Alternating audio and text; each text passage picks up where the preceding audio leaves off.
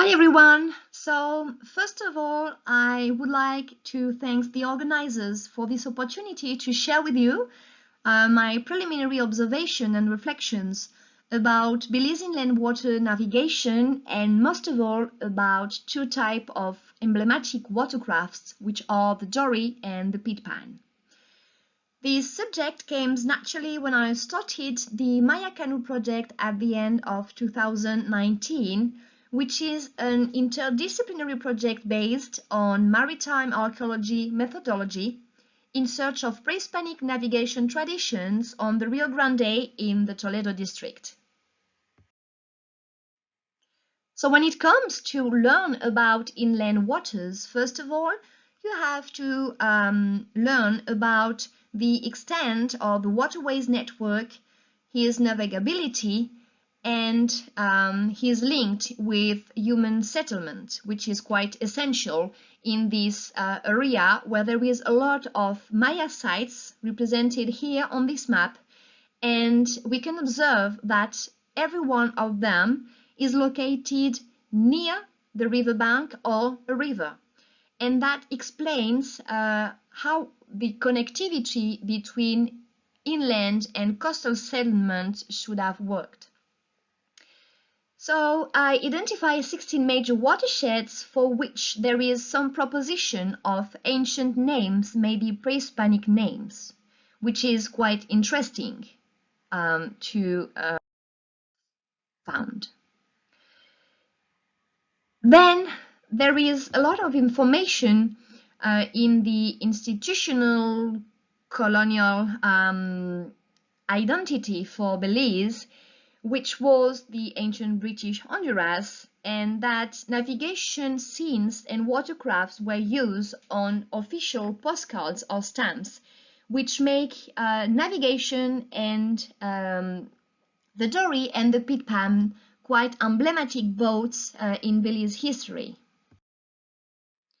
So for the methodology, I used an interdisciplinary approach using ethno-historical documents as scientific reports or articles about research in archaeology, anthropology, or history. What I call literature, which are the majority of the documents used, and then some press documents as press cutting or postcards. Then within the MAYA CANOE project, I record more than 10 hours of interviews with 11 persons, all farmers from the San Pedro Columbia village in the Toledo district, which are all related with inland navigation and boats construction. Then I also used archaeological artifacts, and it's quite interesting to see that when it comes to pre-Hispanic canoes, most of them were found, if not all of them, in Belize. So I will mention the canoe carved in manatee bones or the ones made of ceramic. Then I will mention the full-size paddle found by Heather McKillop and his team as some fragmented canoes underwater, and that there was mention of different canoes deposit in caves. So let's enter the subject. So beyond those theoretical data, what do we really know about inland navigation from a technical perspective? First of all, that all rivers are entirely or partially navigable and can with more or less obstacles, which have to do with the seasonality of the water level. The seasonality of water level implies technical constraint for navigation, for example, as to hold up the watercraft up the runs or falls. Then there is some mentions of booms, which are small settlements situated on the riverbank, which could be permanent if the traffic is quite intense, as on the Belize River, or ephemeral settlement, as on the Rio Grande, where the traffic is much more slow. Then you have to understand that to propel your watercrafts, you will have to use both pole or paddle depending the river deep. And from an anthropological perspective, we know that inland navigation is related with spatial and social connectivity and exchange network since pre-Hispanic times. That is why, since the Maya era and maybe before, people used to exchange goods using inland navigation as salt, obsidian, or other good from coastal to inland settlements and vice versa. Then during the colonial time, inland navigation was intensively used, especially during the exploitation of mahogany during the 19th and 20th century. And finally, and more interested for us, is that navigation in rivers will need required specific skills. The knowledge of some captains or paddlers' crew about the different obstacles on a river and specifically on small portion of the river make them a real rivers elite for the users. So what about those watercrafts? So we have two types of dugout canoes, which are the Dory and the Pitpan. The Dory is a small dugout canoe carved in a single log, characterized by a round bottom with a pointed bow and stern. Meanwhile, the Pitpan will be a long, narrow dugout canoe carved also in a single log, which is characterized by a flat bottom with squared bow and stern. Both canoes will need different tree species that could be used for their construction. Through all the data available so far, I could say that the cedar and the mahogany were the best species. Meanwhile, the cotton trees Santa Maria or Yemery used depend on the availability of the cedar and the mahogany. So let's start with the Dory. From ethnohistoric accounts, the Dory was introduced by the Mosquito Indians, and that there is two types of dories, one for inland navigation and another one for seagoing. That is why I found that the word dory could designate a keeled sea canoe or a narrow flat bottom canoe, depending its use and its shape. Regarding the dory uses, it's related with the individual or familial scale, and you use dory for transporting passengers, goods, for fishing or hunting, but on small distance.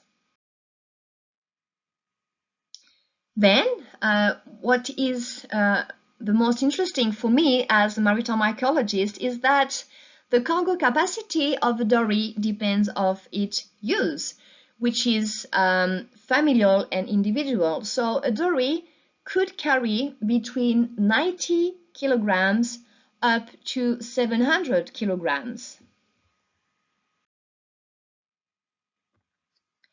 Now let's focus on the pitpan. So the first description we have of the use of a pitpan in the Belize River comes from Kogoyudo in the 17th century. It seems also that pitpan is a watercraft and a word from the Mosquito Indians, which was used for the mahogany exploitation and used when motorized boat arrived just as annex. And the fact is that Pitpan use is related much more as a communitarian uses to transport bulk as equipment, crop, labor force, and even to make sport. So the cargo capacity of the Pitpan is quite impressive because it could carry, according to the ethno-historical and ethnographical data, between 2 to up to 5 tons of cargo. So finally, I would like to share with you some reflections about my research. The first one comes with the cultural knowledge of navigation in Belize.